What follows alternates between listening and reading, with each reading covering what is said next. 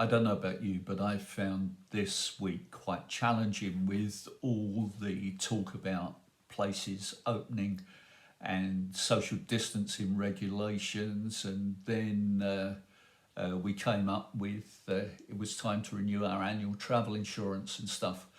Um, and that really got me thinking about the extent to which we could rely on protecting ourselves from the virus and the degree to which we would be able to trust God. And yeah, that's a challenge. So I thought I might end up speaking about that this morning, but what I'm going to do is to record what I've been thinking about, and I'll send out some information about that at the end of today. Do try and listen to it. I think you'll find it helpful. And it may be that you've got friends who would find either a summary of what I've got to say helpful, or might appreciate watching it themselves. Anyway, back to the story.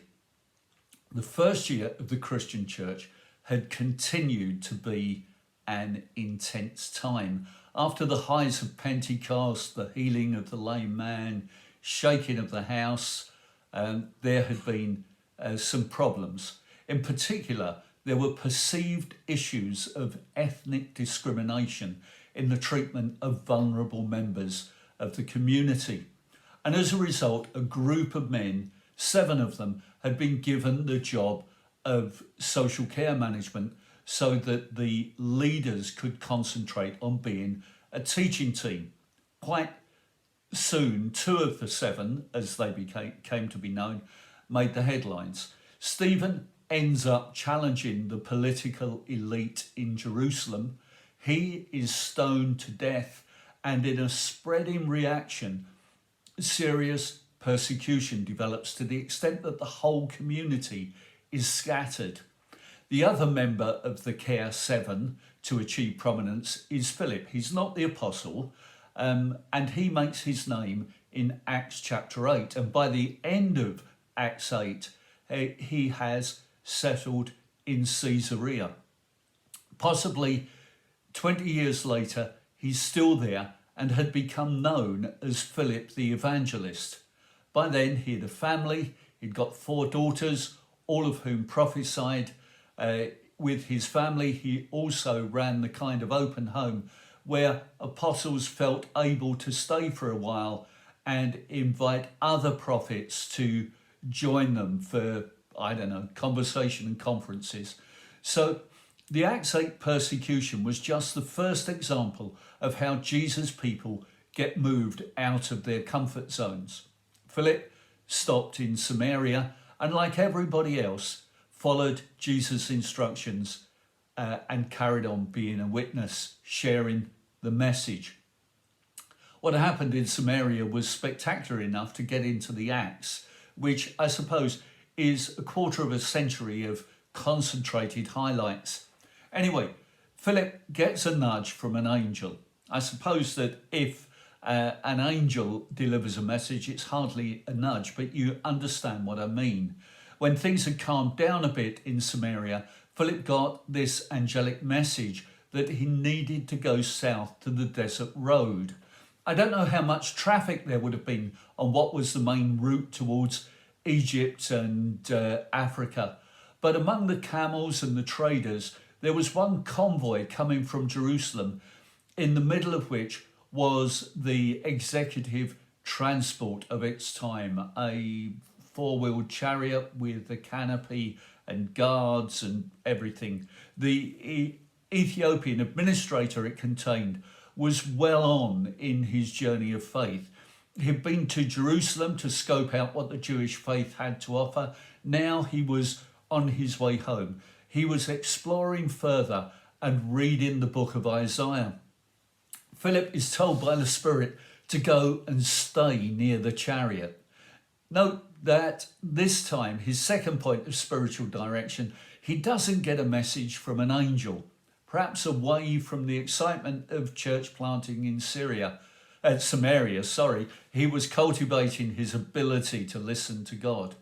So, closing with the chariot, he can hear words being spoken from Isaiah 53. They would have been read aloud because silent reading was not a thing then. It must have given Philip quite a buzz from the high-octane environment of Samaria, all crowds and healings and shrieking demons. Here was one man on the highway carefully reading a critical passage from the Old Testament scriptures that pointed to Jesus.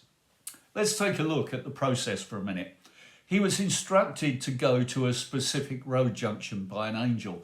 He was prompted by the Spirit to stay near a specific vehicle. But from here on in, the responsibility was on him to take the initiative.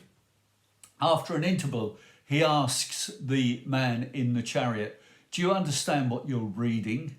In the nicest possible way, Philip invades his space, gets in his face. He does actually invade his space as well, because he is invited into the chariot, all leather seats and drinks fridge.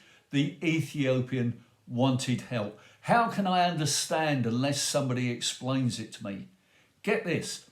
Philip had been on not the teaching team until recently, but he was deeply into God's story. He was able to take this man from where he was, an explorer, that was great, to where he needed to be, a follower. That was so much better. I don't know how long they travelled for, but Philip was able to accompany him far enough to get to all he needed to know about how to become a disciple. They come to an oasis, and the man says, "What can stand in the way of my being baptized?" Brilliant.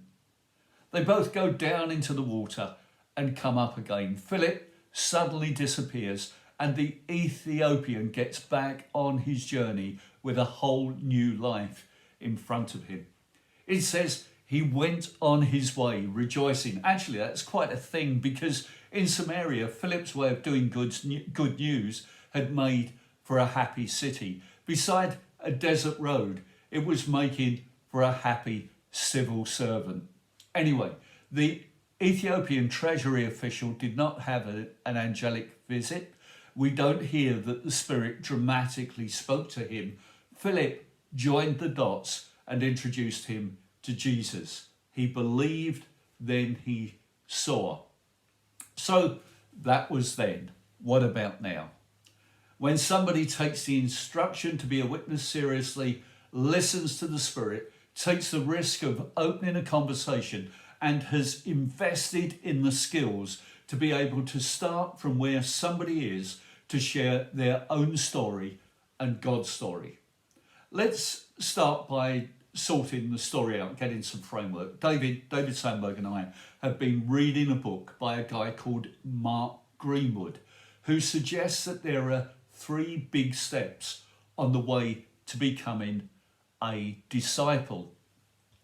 He's from the Elim denomination, which founded their work in the very early part of the 20th century on tent meetings. That worked in an environment where people already knew the gospel story. And my granddad was one of those who responded to an altar call almost 100 years ago. For him, the personal change was dramatic, but he already knew the facts of the good news. Today, it's far more like it was for the visiting Ethiopian. People do not have a history of the story about Jesus. They don't know about there being a green hill far away and a good Lord who died to save us all. It's not a case of listening to a one-off talk about something that just needs revising and need to take action on. There are a lot more stages, stepping stones, decisions on the way. And in fact, today, even an Alpha course is rarely a thing on its own. There's something before and often extra steps to take afterwards. And people are more likely to take those steps shoulder to shoulder in a chariot or side by side on a socially distanced walk.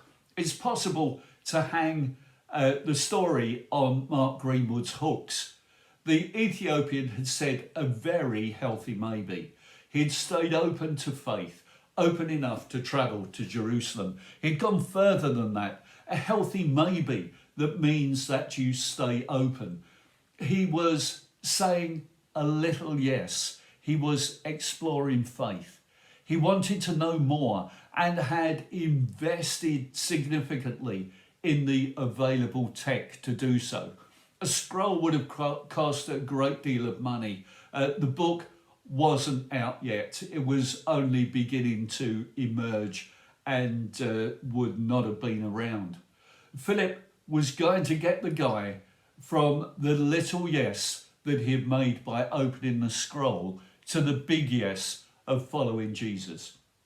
Here are a couple of takeaways, things to chew over the next few days for you.